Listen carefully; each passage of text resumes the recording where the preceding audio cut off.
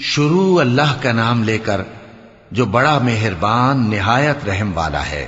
بکھیرنے والی ہواؤں کی قسم جو اڑا کر بکھیر دیتی ہیں، پھر پانی کا بوجھ اٹھاتی ہیں، پھر آہستہ آہستہ چلتی ہیں، پھر اس چیز کو یعنی بارش کو تقسیم کرتی ہیں کہ جو وعدہ تم سے کیا جاتا ہے وہ یقیناً سچا ہے، اور انصاف کا دن ضرور واقع ہوگا۔ اور آسمان کی قسم جس میں کئی رستے ہیں کہ اے اہل مکہ تم ایک اختلاف والی بات میں پڑے ہوئے ہو، اس سے یعنی عقیدہ آخرت سے وہی پھرتا ہے جو اللہ کی طرف سے پھیرا جائے۔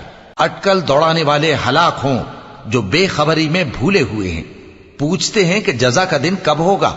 وہ دن ہوگا جب ان کو آگ میں عذاب دیا جائے گا۔ اب اپنی شرارت کا مزہ چکھو، یہ وہی ہے جس کے لیے تم جلدی مچایا کرتے تھے۔ بے شک پرہیزگار بہشتوں اور چشموں میں ہوں گے، اور جو جو نعمتیں ان کا پروردگار انہیں دیتا ہوگا انہیں لے رہے ہوں گے۔ بے شک وہ اس سے پہلے نیکیاں کرتے تھے، رات کے تھوڑے سے حصے میں سوتے تھے اور صبح کے اوقات میں بخشش مانگا کرتے تھے، اور ان کے مال میں مانگنے والوں اور نہ مانگنے والوں دونوں کا حق ہوتا ہے۔ اور یقین کرنے والوں کے لیے زمین میں بہت سی نشانیاں ہیں اور خود تمہاری جانوں میں، تو کیا تم دیکھتے نہیں؟ اور تمہارا رزق اور جس چیز کا تم سے وعدہ کیا جاتا ہے آسمان میں ہے، تو آسمان اور زمین کے مالک کی قسم یہ اسی طرح قابل یقین ہے جس طرح تم بات کرتے ہو۔ اے نبی، کیا تمہارے پاس ابراہیم کے معزز مہمانوں کی خبر پہنچی ہے؟ جب وہ ان کے پاس آئے تو سلام کہا، انہوں نے بھی جواب میں سلام کہا۔ دیکھا تو ایسے لوگ کہ نہ جان نہ پہچان۔ پھر وہ اپنے گھر جا کر ایک بھنا ہوا موٹا بچڑا لائے اور کھانے کے لیے ان کے آگے رکھ دیا۔ کہنے لگے کہ آپ تناول کیوں نہیں فرماتے؟ اور ان سے خوف محسوس کیا۔ انہوں نے کہا کہ خوف نہ کیجے، اور ان کو ایک دانش مند لڑکے کی بشارت سنائی۔ تو ابراہیم کی بیوی چلاتی آئیں اور اپنا منہ پیٹ کر کہنے لگیں کہ ایک تو میں بڑھیا، اوپر سے بانجھ۔ انہوں نے کہا تمہارے پروردگار نے یوں ہی فرمایا ہے، وہ بے شک صاحب حکمت ہے، خبردار ہے۔ ابراہیم نے کہا کہ فرشتوں، اب تمہارا اصل کام کیا ہے؟ انہوں نے کہا کہ ہم گناہگاروں کی طرف بھیجے گئے ہیں تاکہ ان پر گارے کی پتھریاں برسائیں جن پر حد سے بڑھ جانے والوں کے لیے تمہارے پروردگار کے ہاں سے نشان کر دیے گئے ہیں۔ پس وہاں جتنے مومن تھے ان کو ہم نے نکال لیا، پھر اس بستی میں ہم نے ایک گھر کے سوا مسلمانوں کا کوئی گھر نہ پایا، اور جو لوگ عذاب علیم سے ڈرتے ہیں ان کے لیے ہم نے وہاں نشانی چھوڑ دی۔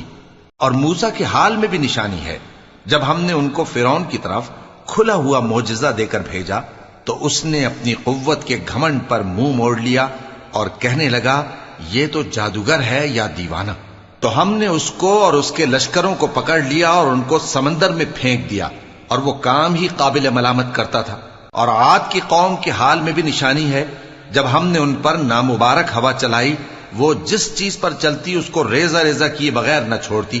اور قوم سمود کے حال میں بھی نشانی ہے، جب ان سے کہا گیا کہ ایک وقت تک فائدہ اٹھا لو، پس انہوں نے اپنے پروردگار کے حکم سے سرکشی کی، سو ان کو کڑک نے آ پکڑا اور وہ دیکھ رہے تھے۔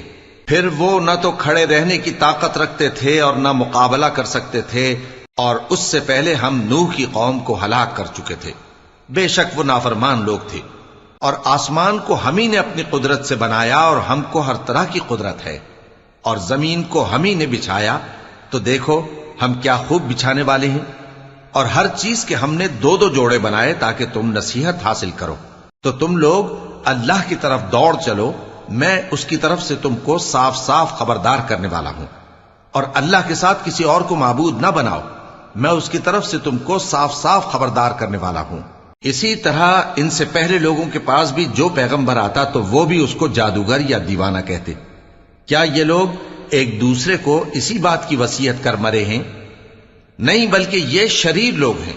تو اے نبی ان سے منہ موڑ لو، تم کو ہماری طرف سے ملامت نہ ہوگی، اور نصیحت کرتے رہو کہ نصیحت مومنوں کو نفع دیتی ہے۔ اور میں نے جنوں اور انسانوں کو اسی لیے پیدا کیا ہے کہ وہ میری عبادت کریں۔ میں ان سے رزق تو نہیں مانگتا، اور نہ یہ چاہتا ہوں کہ وہ مجھے کھانا کھلائیں۔ اللہ ہی تو سب کو رزق دینے والا ہے، زور آور ہے، مضبوط ہے۔ سو کچھ شک نہیں کہ ان ظالموں کے لیے بھی عذاب کی نوبت مقرر ہے، جس طرح ان کے ساتھیوں کی نوبت تھی۔ تو ان کو مجھ سے عذاب جلدی نہیں طلب کرنا چاہیے، پھر جس دن کا ان کافروں سے وعدہ کیا جاتا ہے اس سے ان کے لیے خرابی